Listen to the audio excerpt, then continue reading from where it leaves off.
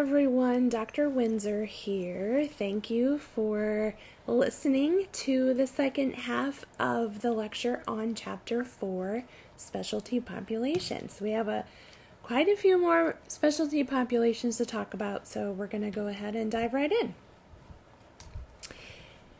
Diabetes. Diabetes is when the pancreas is not functioning properly. Remember, one of the functions of the pancreas is as an endocrine gland, which produces a hormone called insulin. Now, sometimes the pancreas doesn't produce enough insulin, or the cells can develop a resistance to insulin over time. While some can be genetically predisposed to diabetes, typically we refer to this as type 1 insulin-dependent diabetes.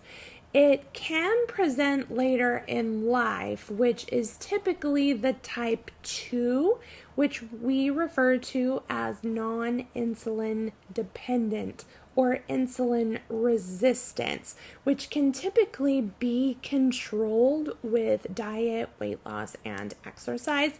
However, it's important to recognize that type 2 diabetics may eventually need to take some insulin. So during surgery, the diabetic patient needs to be monitored really closely to prevent ketonuria.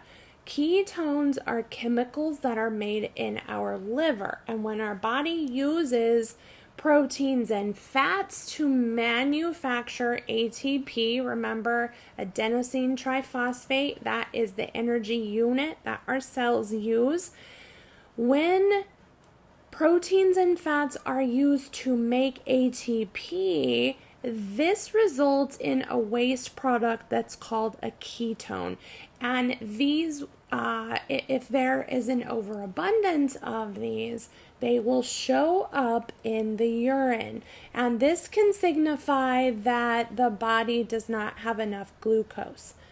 Other conditions that must be prevented include acetonuria, which is the excretion of large amounts of acetone into the urine, which could be a sign of diabetic acidosis, ketoacidosis, which is a life-threatening situation that can occur when the body doesn't have enough insulin. Also, hyperglycemia or hypoglycemia, so too high of blood sugar, too low of blood sugar.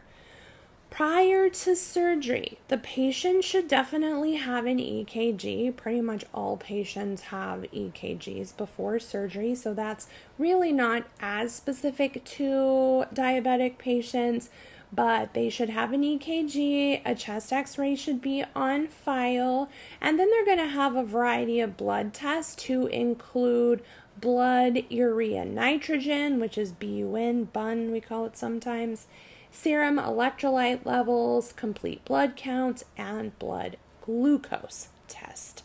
They should also be fasting, and typically this is the case, right, because we have our patients NPO, we call it, which means they shouldn't eat anything after midnight, kind of like gremlins. Lastly, we should have a urinalysis to determine if glucose or acetone is present in the urine. So as we talked about previously, surgery increases caloric intake, and as a result, the diabetic patient's daily dosage of insulin is also going to be impacted because of that. Now, non-insulin diabetic patients typically tolerate surgery pretty well, but those that are insulin dependent present the surgical team with some challenges. Remember, insulin binds with glucose to allow it to enter the cell so that the cell can use it to make ATP. With diabetes, excess glucose remains in the bloodstream, and this puts insulin-dependent diabetes mellitus patients at a higher risk for quite a few things, to include tachycardia, nephropathy, dehydration, coronary artery disease, retinopathy, delayed wound healing, thrombophlebitis, as well as edema of the lower extremities, hypertension. They're also at a higher risk for having a heart attack or a myocardial infarction. Also, difficulty controlling post-op blood sugar, urinary tract infections, and poor circulation. So how can we better care for the diabetic patient in surgery? Pre-operatively, we need to know what their blood sugar is. This is going to help their caregivers administer the proper dose of insulin post-operatively, as well as manage their glucose intraoperatively, which we'll talk about in a second. Decreased pre-op narcotics is going to be important to decrease the chance of vomiting, which can lead to fluid and electrolyte imbalances and ultimately hypoglycemia. Insulin dosage is also going to be reduced pre-operatively to decrease the risk of hypoglycemia during surgery. We need to make sure that we pad all the bony prominences when we're positioning the patient to decrease the risk of pressure sores and ulcers. So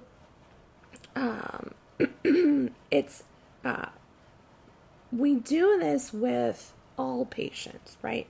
But it's even more crucial with our diabetic patients.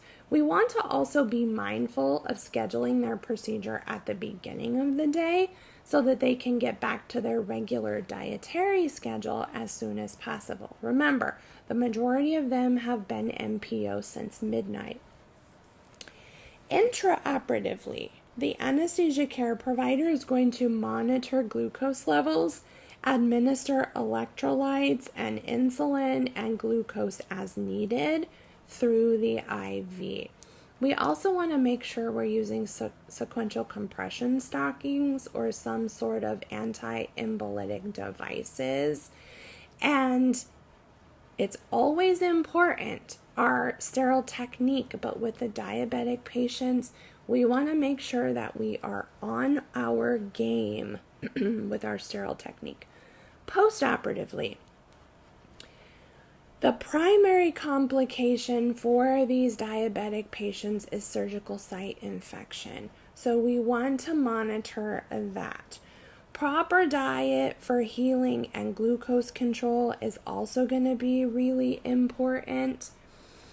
Receiving the proper dose of anti-hyperglycemic medications like insulin or metformin are also going to help to regulate glucose levels so that they don't spike. And post-operatively, we want to continue using those anti-embolytic devices.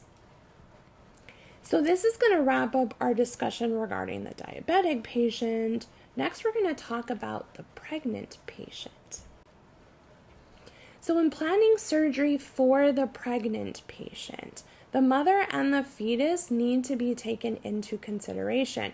You're going to have 2 patients. Unless there's multiple fetuses, then you could have 3 or maybe even 4 patients. So we have multiple patients in one package here. And a very small percentage, about 1 to 2% of pregnant patients require surgical intervention for something other than a C-section or spontaneous abortion. These are usually emergency type procedures such as an ectopic pregnancy or appendicitis, some sort of trauma, or incompetent cervix. We really want to avoid surgery on the pregnant patient altogether if at all possible. Elective surgeries are definitely going to be postponed. Urgent cases are going to be put off as long as possible. We want to try to avoid doing surgery at all costs during the first trimester, during the first trimester if at all possible, because this is going to increase the chance of spontaneous abortion. If we must perform a surgery, it's going to be best to delay it until the second trimester when the fetus is more stable. Surgery becomes more difficult in the third trimester because the uterus is so large, right? The uterus expands 500 times its size during pregnancy, and the internal organs have to go somewhere, so they get displaced because of this very large uterus that's housing the fetus, and that makes it really difficult to diagnose what's going on with the patient. In addition to that, there's also a 40% chance of preterm labor when we perform surgery in the third trimester. Important side note here. As the surgical technologist, we always want to be ready for a C-section when we're operating on the pregnant patient. So let's talk about some considerations when we are caring for the pregnant patient. As I mentioned previously, abdominal organs can be displaced. Remember, the appendix typically lives in the lower right quadrant, but if we have a patient that is fairly pregnant, the appendix can be shifted up and it can present as cholecystitis instead of appendicitis. And these are the two most common non-obstetric emergencies for the pregnant patient: appendicitis and cholecystitis. Also, laboratory tests can be skewed due to all the hormonal and physiological changes that are occurring during pregnancy. It also alters the vital signs. Pulse rate is going to be increased and arterial blood pressure is going to be decreased. Needless to say, diagnosis of the pregnant patient can be extremely difficult, and post-operatively, the patient needs to be observed for any vaginal bleeding, ruptured membranes, and uterine irritability, because these can all indicate preterm labor. The patient should also have an indwelling urinary catheter to monitor fluid loss, as well as a fetal heart monitor so that we can continue to watch baby.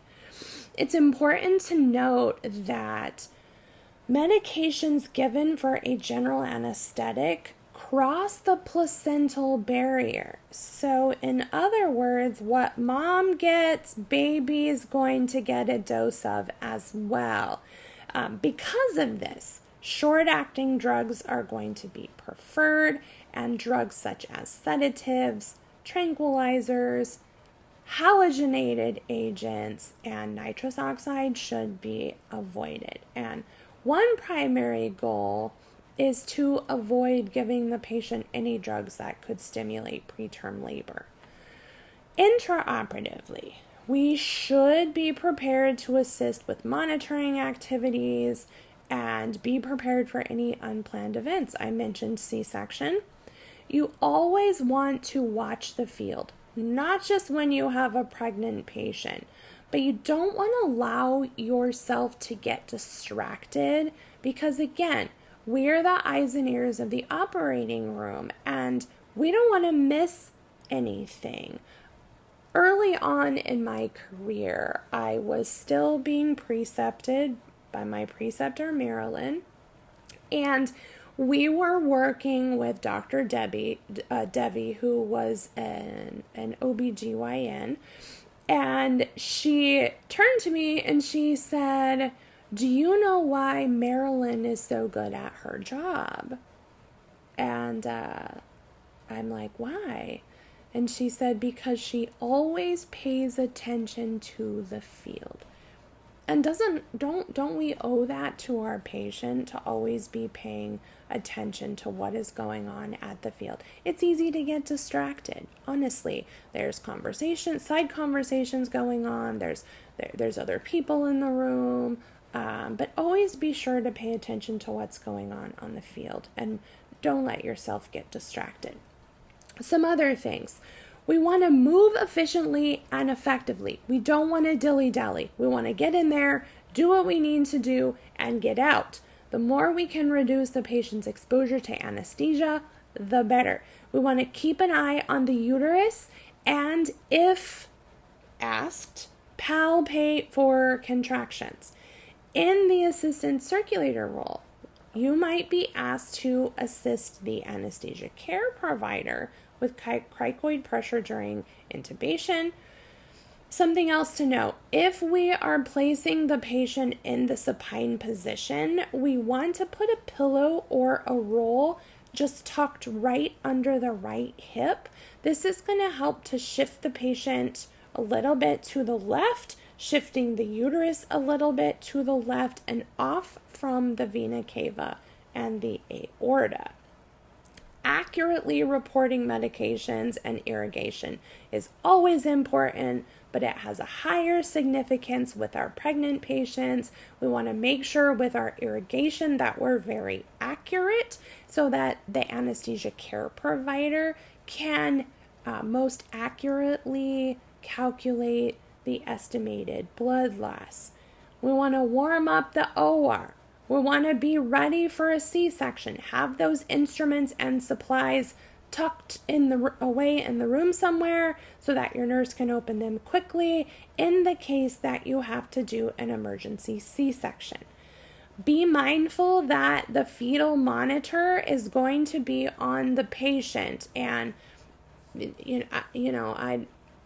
I haven't ever been in control in these situations of placing the fetal monitor, but do keep in mind where it's placed in regard to where the incision is going to be made. So just keep an eye on that. You might have to make the suggestion that it be moved. And then lastly, have a sterile Doppler ready to go. Okay. We are going to talk about the immunocompromised patient now. The term immunocompetence, that refers to the degree of function of the immune system. Our immune system is how our body fights off infection. If it's not functioning properly, we are at a higher risk for getting sick. There are several factors that influence our immune system's ability to function properly. For example, certain diseases target the immune system, such as the human immunodeficiency virus. Also, with autoimmune diseases such as lupus or multiple sclerosis or rheumatoid arthritis, these individuals are often placed on immunosuppressant drugs, which leave them more vulnerable to foreign invaders. Additionally, those individuals that have had an organ transplant are also receiving immunosuppressive therapy to reduce the chance of the rejection of the transplanted organs. So, those individuals that are receiving chemotherapy are also immunocompromised. Again, strict adherence to sterile technique is crucial. Some things that we need to watch for are skin rashes and lesions, painful joints, generalized malaise, poor nutritional status, and even possible cardiovascular complications. Acquired immunodeficiency syndrome, AIDS, is the progressed state of human immunodeficiency virus, HIV. Remember, HIV attacks the T cells of the immune system, and as as such, significantly increases the patient's susceptibility to common infections that we fight off every day. Some of the diseases that were unheard of before the onset of AIDS are Kaposi's sarcoma, psoriasis rash of the body, pneumocystis pneumonia, or PCP, as well as fungal and parasitic infections. HIV is transmitted during sexual intercourse or sharing of contaminated needles, and it can also be transmitted to the unborn fetus. Let's talk a bit about complications, consideration for surgical team members, and common surgical procedures. First off, complications. It's important to note that the patient may experience extreme discomfort due to external and internal lesions, or they may have open and infected wounds. So we want to handle them gently and make them as comfortable as we possibly can. The internal lesions, if they're in the esophagus, can make it difficult for the patient to swallow, or it could prevent swallowing altogether. These lesions can also obstruct the bowel, and chronic nausea and vomiting is also common, which can lead to muscle and tissue wasting. Some considerations for the surgical team. We want to always have empathy and compassion for our patients, as well as uphold confidentiality without judgment. We may need to help with the transfer to the OR table. We want to be very gentle. They may need extra help moving over onto the operating table. Some difficulties we might encounter are difficulty intubating or placing the IV, which is typically the role of the anesthesia care provider. Placement of the grounding pad and EKG leads. We want to make sure that we avoid any lesions, sores, open wounds, wrinkles when we remove them. We want to be very gentle. We also want to check the skin integrity after we remove them to make sure that we didn't tear the skin or anything. And if we did, we need to make sure that that gets documented. As I mentioned with the diabetic patient, padding of bony prominences is critical to prevent additional pressure ulcers or sores. And at all times, we want to be aware of just the condition of the patient's body. Some common procedures we might see. They might come in for some sort of diagnostic biopsy, cholecystectomy, perforations of the GI tract, or some sort of obstruction of the bowel or the esophagus. Some common reasons for surgical intervention include Kaposi's, peritonitis, infection of the retroperitoneum, and removal of the spleen. Other common procedures, non-Hodgkin's lymphoma can lead to a blockage in the intestine or bleeding. We might also be placing some sort of long-term access catheter if they're getting IV antibiotics. IVs only last so long. In my experience, something else that I've seen is cosmetic procedures for individuals with advanced disease. One experience I had was this individual had a lot of wasting in the face.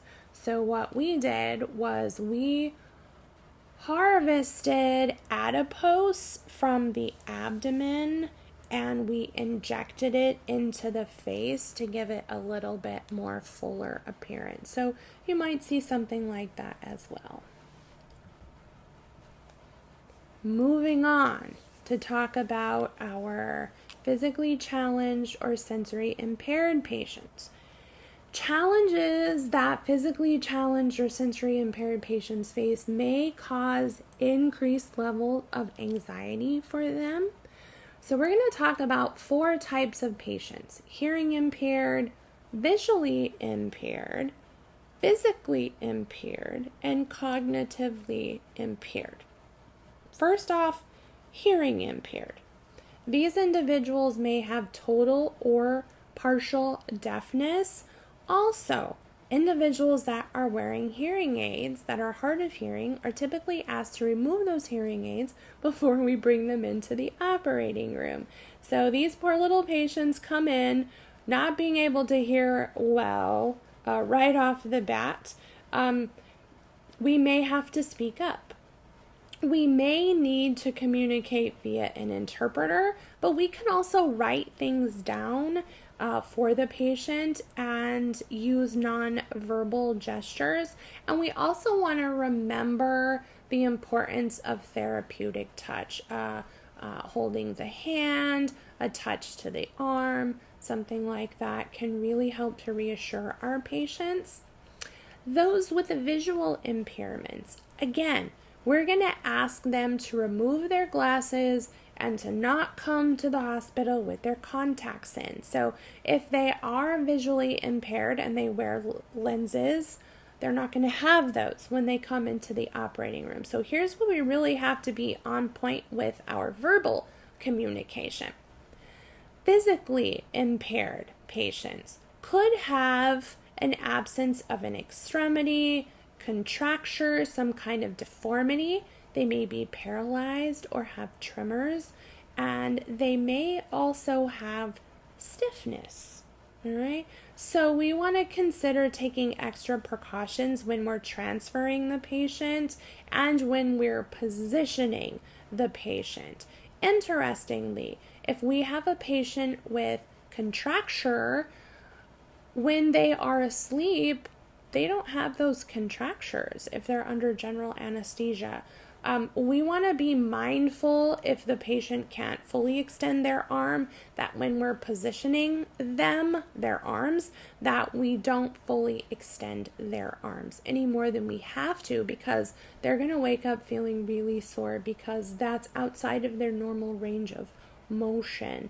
And if we have a patient that's paralyzed, of course, they're not going to be able to move themselves. Other physically impaired patients may not be able to move themselves either, so we want to make sure we anticipate additional individuals to help with the moving from the gurney to the OR table.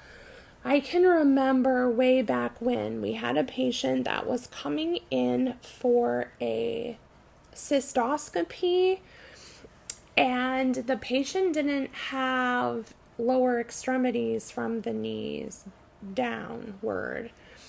And it was a real challenge for us to figure out how we were going to position that patient. So it's really something that we need to think of before the patient gets in the room. Maybe we need to talk with the surgeon or have the surgeon come into the room as soon as the patient comes in so that they can assist with the positioning there. And then lastly, cognitive impairment. We want to recognize that communication might be difficult with these individuals. We want to make every attempt to communicate on the patient's level. Now, I know we're talking about a lot of things we need to do for these specialty populations. I just want us to recognize that in the traditional role, when this stuff is happening, it's kind of behind our backs, right? We're at the sterile field, we're setting up our back table, but we need to have an awareness, because there is a chance, if we're not in the traditional role, that we're going to be assisting the circulator, assisting the anesthesia care provider, and we are the extra eyes and ears, and we're an advocate for the patient. So awareness of these things is still super important for us. I want to draw your attention to the example in box 4-1 about caring for the patient with Down syndrome in surgery. Make sure that you review that at your leisure. Isolation patients. It's important to remember that you're going to come into contact with patients on a daily basis, right? Always use universal precautions. This is how I say it. You want to assume that everybody has something that you don't want to get from baby to grandma, right? And you want to protect yourself accordingly. You might not always know if a patient has HIV or AIDS or Hep C or chickenpox or COVID or whatever. The CDC, OSHA, and NIOSH have established policies and regulations regarding standard precautions that healthcare facilities have to implement, and we'll discuss more of those in chapter 5, and they might be discussed elsewhere in your text as well. But here I'm going to give you some general overview of the CDC guidelines that we should follow. First, remember that there are 5 primary routes of transmission, and those are droplet, airborne, contact, which could include direct or indirect, vector-borne. Vectors are living things that transmit disease, like rats, ticks, fleas, mosquitoes. Also fomite-borne. Fomite, inanimate objects, things that are not alive, but they transmit diseases, like countertops, phones, contaminated surgical instruments, equipment, etc. Isolation precautions are intended to prevent the transmission of pathogens. Remember, pathogens are microorganisms that cause disease. Wearing the proper PPE is crucial. Not only wearing it, but wearing it correctly. Extremely important. That can include any type of masks, gloves, eye protection, and gowns. Limiting contact is also one way to break the chain of infection. Also, hand washing. Super important. Wash your hands. Number 1 way to break the chain of infection. If we're going to transport an isolation patient through the facility, say we have a patient that has tuberculosis, we should do the following. Again, wear appropriate PPE. Notify all surgery personnel to include the pre-op personnel, post-anesthesia care unit personnel, anesthesia.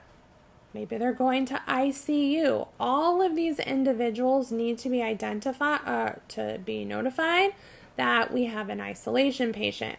We also want to provide patient education on how they can reduce the transmission of their disease. And typically that's outside of the role of the SurgTech unless we're working in a place that's not kind of mainstream. We also want to ask them to wear the appropriate PPE when it is applicable. If they have TB, we really want them to wear a mask when we're transporting them through the facility. Instruments and equipment are typically going to be cleaned in the standard fashion, but when we bag trash and linen, we want to try not to contaminate the outside of the bag. And we also, if possible, want to notify our environmental services so that they can dispose of the trash or linen as soon as possible. Are you hanging in there with me? I know this is a lot of information, but we are making progress and we only have a few more to go. The next specialty population we're going to discuss is geriatric patients. So here are a few things that we need to know about this specialty population. These are the individuals that are over the age of 65. And even though humans are living longer than they ever have, and 65-year-olds are much more healthier these days than they've ever been because of the advanced of medicine. This marks a time when individuals are starting to experience some form of decline in their physiological status. Look, like their kidneys have been functioning for 65 years, their heart, all systems, all right, are going to decline with age. That is just a given. If we live long enough, we are going to experience decline in our physiological status. The sad news is that by the time we reach the age of 65, we usually have acquired one or more comorbidities like heart disease, diabetes, osteoarthritis, poor kidney function, cataracts, deafness, etc. The list goes on. And these individuals might have hearing aids, dentures, glasses. We're not going to let them bring them in to the operating room. But we want to make sure that the patient gets those back as soon after surgery as possible.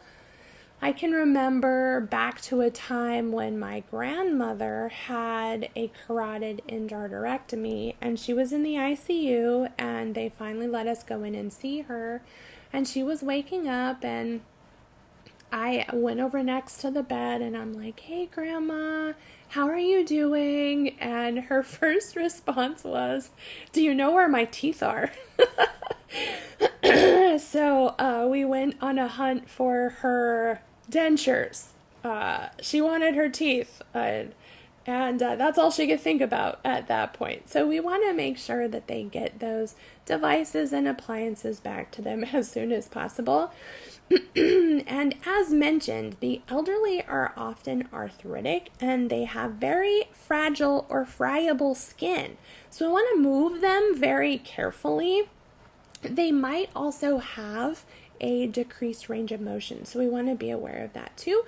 They can also become cold really easily. They don't have as much insulation as they used to have, and so they're at a higher risk for hypothermia. So we may want to consider warming up the room, making sure we give them plenty of warm blankets, so on and so forth. Now, because they can have cardiovascular impairments, we want to make sure we get those anti-embolytic stockings on them or some sort of sequential compression devices. We also want to be sure to familiarize ourselves with the table on 4-5 regarding the physiological changes in the geriatric patient. Some additional suggestions. We want to be careful with our surgical technique, all right? Remember, you're going to be retracting and, manipulating tissues and those kinds of things. Be very gentle. Remember, again, that their tissues are much more friable. We want to optimize their functional level. They may need a little bit of a tune-up before they come into surgery, and that may need to continue intraoperatively. We want to monitor them just like we do anybody else intraoperatively. Make sure that we know what all of their medications are, and those need to be altered appropriately. They're going to be monitoring them, of course, and if there are any changes in blood pressure or heart rate, those need to be controlled as well as fluid and electrolyte balance. Remember, their kidneys probably aren't functioning as great as they were when they're 20, or maybe they're a lot poorer in their functioning. My mom has had hypertension forever. I think since she was 30, she was diagnosed with hypertension, and over time that impairs the kidneys. So now her kidney function is also an issue that she has to monitor.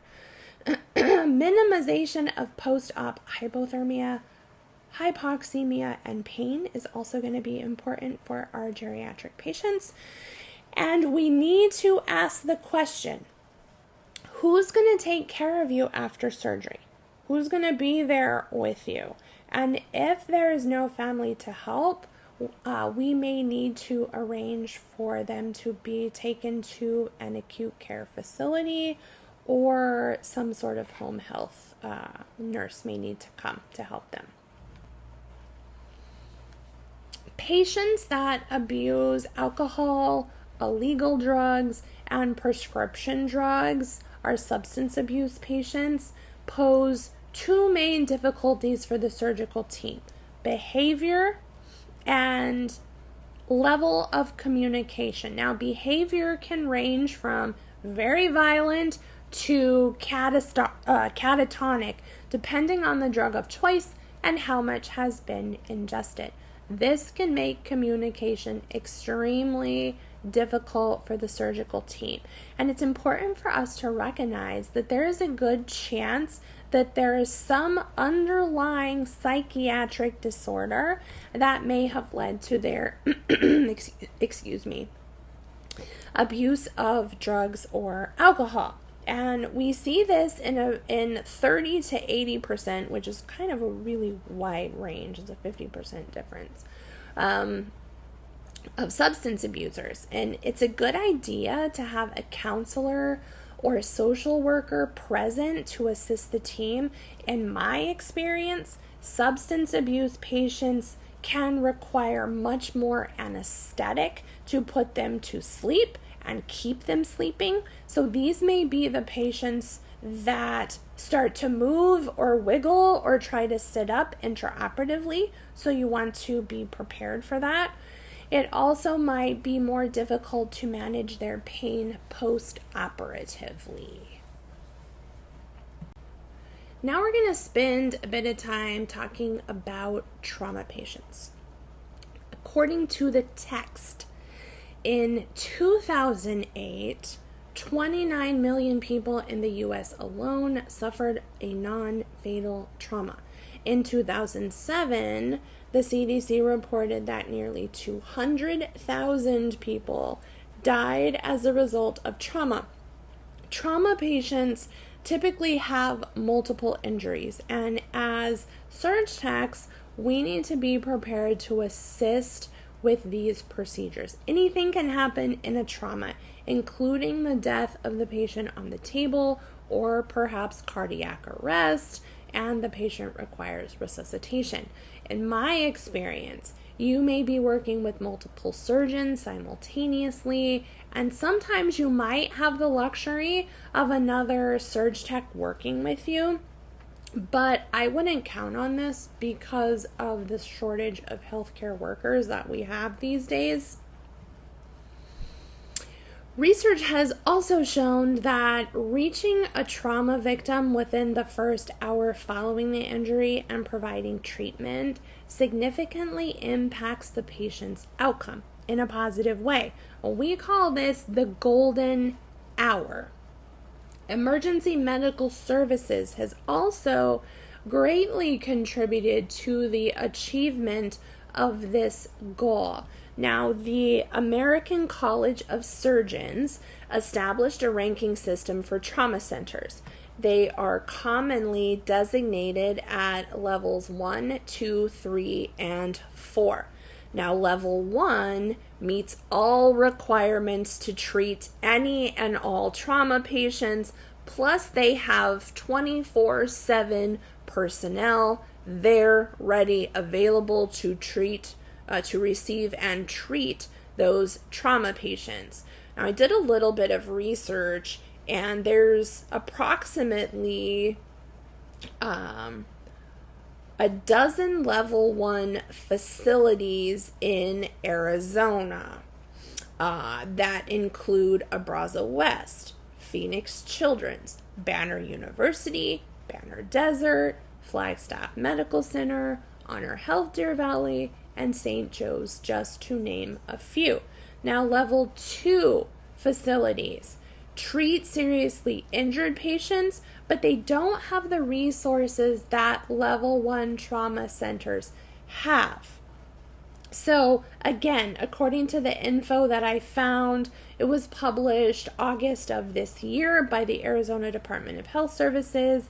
There are no level 2 facilities listed in Arizona. Now, level 3 is considered community or rural hospitals, and they often only offer limited care. Their goal is going to be to stabilize the patient and transport them to a level 1 or level 2 facility. There's approximately half a dozen of those level 3 facilities in Arizona, to include Banner Baywood, Banner Del Webb, Canyon Vista, which is in Sierra Vista, and Lake Havasu, or Havasu Regional, which is in Lake Havasu City. And then level 4s. According to the information that I found there in the textbook, actually says that it's not available in all states, that they provide life support and get the patient stabilized, put them on life support, and transfer the patient to a level 1 or level 2 facility. And there are nearly 30 level 4 facilities in Arizona that are located all over the state. A discussion about the trauma patient wouldn't be complete without us talking about kinematics. Now, kinematics refers to the mechanism of injury, or MOI. This provides really valuable information because in trauma situations, we may not have much time to prepare, and a lot of times we don't have a lot of information to go on. So there are 3 factors that we need to consider. The flexibility of the tissue. Bone is not very flexible. It's going to shatter, right? Whereas soft tissue is more flexible. You may see a laceration or a bruise. The shape of the injuring force is also a factor to consider, as well as the velocity of the injuring force. Now, there are 2 types of trauma, and those are blunt and penetrating. Blunt trauma typically occurs because of a deceleration or acceleration, compression, or shearing. Breaks in the skin with blunt trauma are typically not present, and so that may make it a little bit more difficult to diagnose with just a physical exam. We may need to get some further testing to figure out what's going on with the patient. Causes typically include motor vehicle accidents, falls, assault, and sports injuries. Motor vehicle accidents account for the largest percentage, and the most common injury we see there is ruptured spleen. So you want to be sure to familiarize yourself with the 3 types of collisions that can occur during motor vehicle accidents, as well as the common injuries listed in the text that are associated with motor vehicle accidents. So let's talk about penetrating trauma. That is the other type of trauma, and it results from foreign objects entering the tissue. The most common objects, of course, are going to be bullets and knives, but I have also seen various other things like toothpicks, nails, and sticks. Yes, sticks, folks. You never know what someone's going to come in with that is stuck in them. The extent of the injury is going to depend on the type of object, the structures that the object penetrated, the distance that the individual was from the object, the amount of energy that was behind the object, and the size of the object. High velocity bullets can cause more damage, and the closer the individual is to the weapon, the more damage the individual is probably going to sustain. And also, different bullets result in different types of severities of injury. Emergency medical personnel. They use something called the Revised Trauma Score, and this is used to assess the severity of any type of trauma. This is really going to help with the triage process and provides a standardized method of communicating between facilities if the patient has to be transported. The Revised trauma score includes the Glasgow Coma Scale, blood pressure, and respiratory rate, and you can see I put a picture of the revised trauma score on the screen there for you. So let's wrap up our discussion of the trauma patient by talking about some special considerations for the surgical technologist. These are preservation of evidence, hypothermia, infection, and preparation for the case. So let's start by talking about preservation of evidence.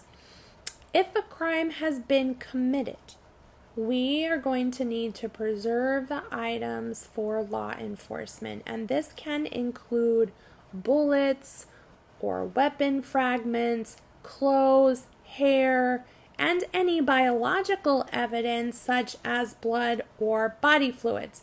As a general rule, we want to follow hospital and law enforcement policies and procedures. But some general guidelines can include cutting along the seams of the clothing and around any bullet holes or stab wounds. We want to place the clothes in a paper bag. We don't want to put them in a plastic bag because moisture can collect in there, so a paper bag is best. And if there's multiple wounds, we want to keep evidence from each of those separate. When we move the patient over onto the OR table, the sheet that was underneath them, we may also want to collect that and put it in a paper bag as well to give to law enforcement. Any tissue specimens that are collected intraoperatively, we want to make sure we don't put any preservatives in with the specimen, like formalin or something like that. We just want to place them in a dry specimen cup. And if we are not operating on the hands, those are typically going to have bags placed around them to preserve any evidence that might be on the skin or under the fingernails.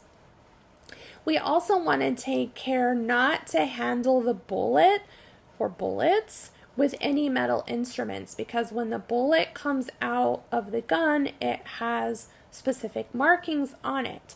If we are to handle it with any metal objects, it could disrupt or mark the bullet, and that could, make things a lot more difficult.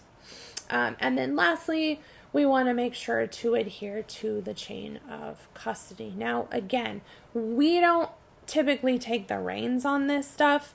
There will be, the other individuals are going to be there to guide us. But as, like I said, as a side note, you might be witness to most of it, but you're probably not going to be doing a lot of that, but you definitely want to be aware of any policies and procedures. Our last specialty patient population is those with post-traumatic stress disorder, or PTSD. PTSD is a result of prolonged exposure to any traumatic situation or series of traumatic situations. Now, these are often characterized by the patient suffering from long-term emotional, psychological, and or social problems. PTSD is most often associated with military personnel. And because of this, it used to be called combat fatigue or gross stress reaction. But now we recognize that military personnel are not the only ones that suffer from PTSD. The idea of surgery is going to be really frightening for our PTSD patients. So some things that we should take into consideration is educating ourselves about PTSD, because knowledge is power. We also want to meet with the counselor to determine their unique situation. And again, this might not be your responsibility to meet with the counselor and all of those things, but it is your responsibility to inform yourself and ask the right questions or perk up your ears when those things are being discussed so that you can be that additional advocate for the patient. Also, we need to recognize that PTSD patients can be angry or irritable or respond aggressively. They may be dissociative or non-responsive, and they also may have poor concentration ability. And they also might have a difficult time trusting the surgical team. So it is definitely best to have a counselor present.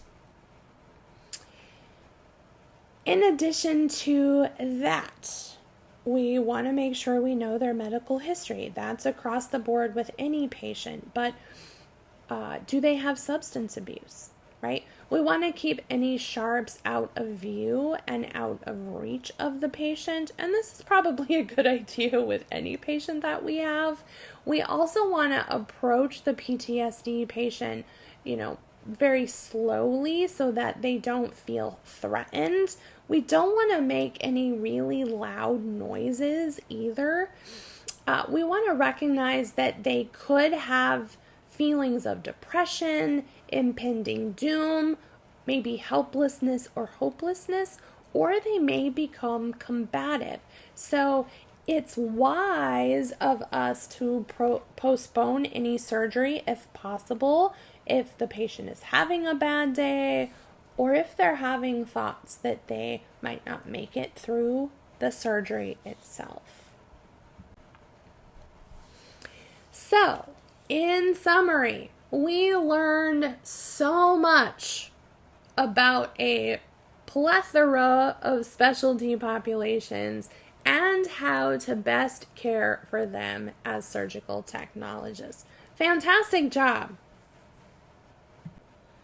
So this is going to conclude our discussion of Chapter 4, Specialty Populations. I really hope that this contributed to your learning. Thank you so much for listening, and until we meet again, stay safe, my friends.